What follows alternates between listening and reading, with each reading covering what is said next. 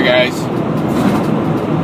Well, it's Monday afternoon. It's about 70 degrees out. Just gorgeous sunny day for a change. It says sub-zero. Being on a roof, man, is doing a full season of that really stunk this year. But, you know, it's part of the job, I guess. I haven't done a video in a long time. Reasons should be well known. That just, you know, it's just not as friendly as it should be on YouTube, and you can't express your opinion on what may someone be doing on an install to service. I really don't understand that. How are we supposed to get better or share ideas safely without being criticized? So, with that said, I had the honor of going to the ARH convention and show up in Chicago. ARH stands for Air Conditioning, Refrigeration, and Heating, where it's one of the bigger shows in the industry, where every vendor, service industry gets together, maybe Carrier, Train, Lennox, to the small mom and pop suppliers, tools, testing equipment, ventilation, heating, cooling, refrigeration, geothermal, whatever you want to call it. It's there. I had the joy of taking one of my guys that had been in the field for a year, or just under a year, and it was like taking a kid to a candy store. His eyes lit up, and he was amazed how big it was. I mean, we're talking the McCormick Place, Chicago. I can't remember how many square feet it's in. I can't remember. It's phenomenal. It's an all-day event, they do it for, I think, 4 or 5 days, and we were there we got there at 10 in the morning when it opened, and we left at 3:30, and we still didn't hit it all. They have a great app when you go to it's going to be in Orlando next year, Orlando, Florida. If you have a chance, down south, you're down south. Stephen Raridan, all the guys in Carolinas, Ralph in Georgia. Go. If you've never been, go. It's just an awesome experience. The young guy focused on everything, just amazed. But I went there for a reason. I wanted to see what the test instrument and tool industry is doing, because the launch of the iManifold has really changed how things are going to be done, what to expect. And it was really encouraging to see all price points and companies, from the high end, which I would say is Imperial with the iManifold. Testo would be a high-end product. Fluke, we all know Fluke.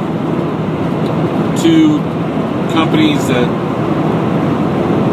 like General Tool, Appian, I would say, is the middle of the road, but it's a good product. They came out with some high and low gauges with vac pump or vac micron gauge that is wireless. No temperatures, no airflow, just that data that comes off those gauges.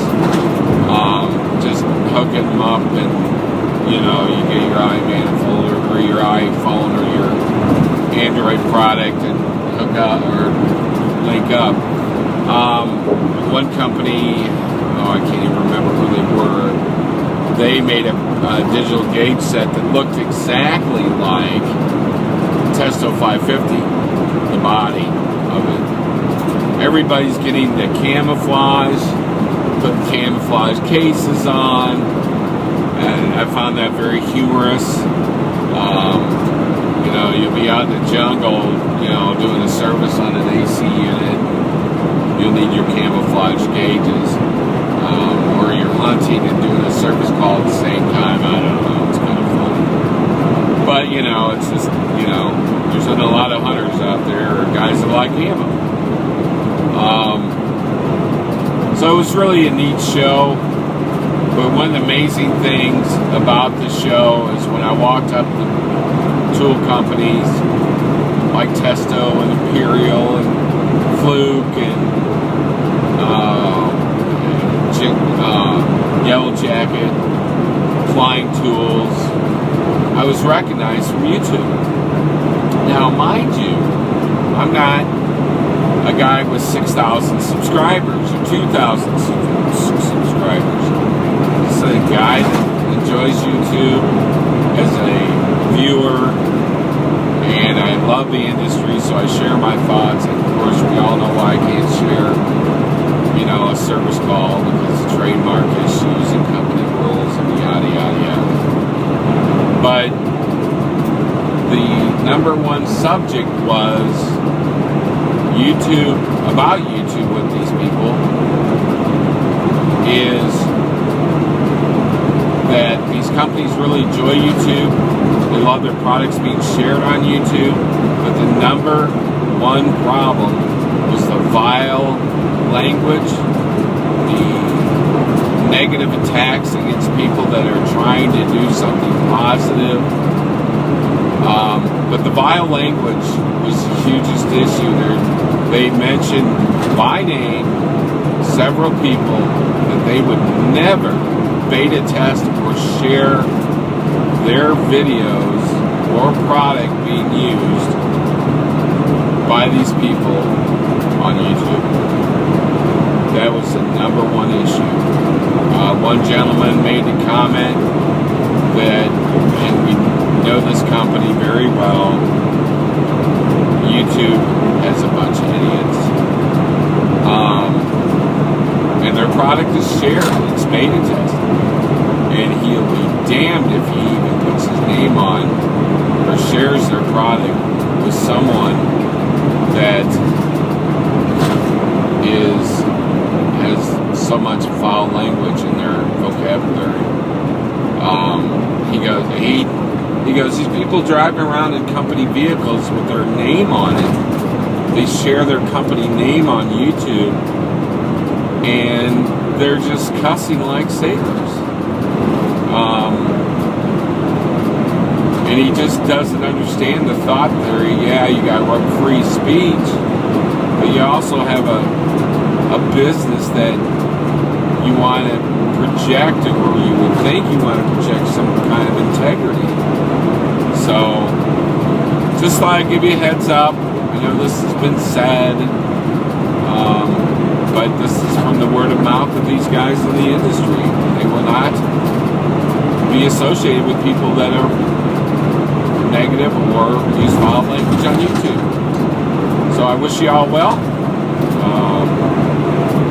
and I miss YouTube. See ya.